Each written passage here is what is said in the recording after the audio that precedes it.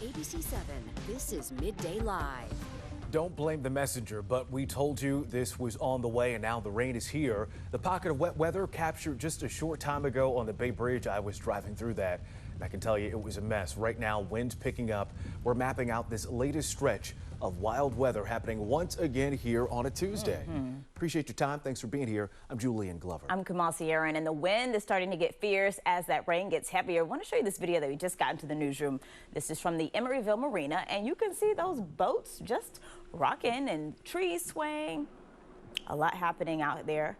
Exactly, and the winds have really been picking up too. ABC7 News meteorologist Drew Tuma says we are in the thick of the storm right now. So, Drew, how much longer do we have to last here? Yeah, about the next 2 hours, Julian, we'll have the strongest winds and the steadiest rain. Right now, some of the heaviest rain is falling in parts of the East Bay. We'll zoom on down to street level in the East Bay from Oakland, San Leandro, Lafayette, Concord, stretching into Antioch. This is where we have some of the steadier, heavier showers indicated by the bright colors on Live Doppler 7. We're just beginning to see that rain fill in for Mountain View, San Jose, Fremont. For much of the morning, you've been dealing with overcast skies and some pretty gusty winds already. Flood advisories are up for most of the North Bay, the city, part of the peninsula, part of the East Bay as well, because we had some heavier showers move through this morning, creating pockets of standing water on our roadway. So hydroplaning is a concern. Look at the winds right now. The cold front is essentially parked itself right in the North Bay, and we find those winds strongest around the Bay shoreline right now, gusting close to 45 miles per hour,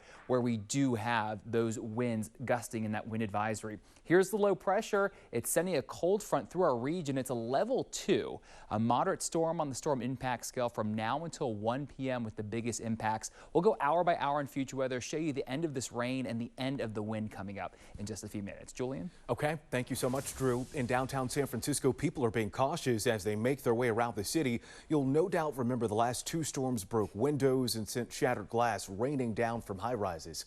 ABC7 News reporter Amanda Del Castillo live for us at Mission and Fremont, where conditions there are causing folks to be concerned. Amanda.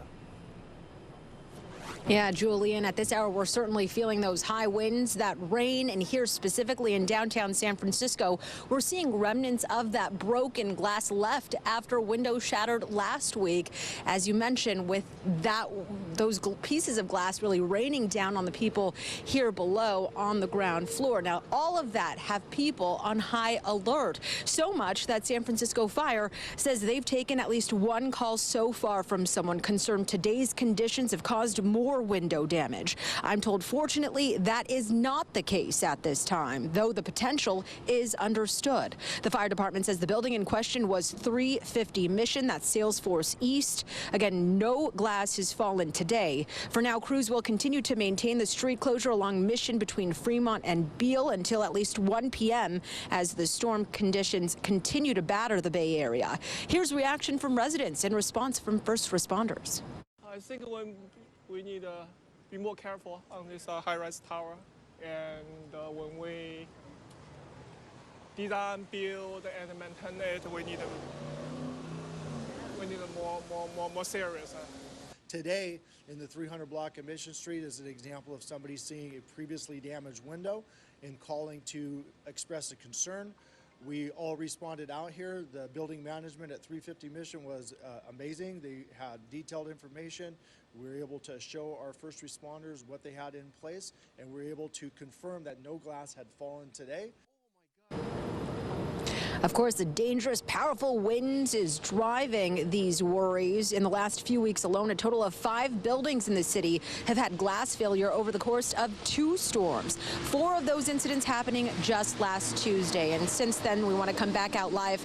This scaffolding you see went up to protect people from any additional shattered glass that may rain down from the surrounding high rises. But today, still more fear and concern as these conditions persist until the early afternoon. Again, just be mindful, Mission Street will be closed up until 1 p.m. between Fremont and Beale. I'm live in San Francisco. Amanda Del Castillo, ABC7 News. Thank you, Amanda.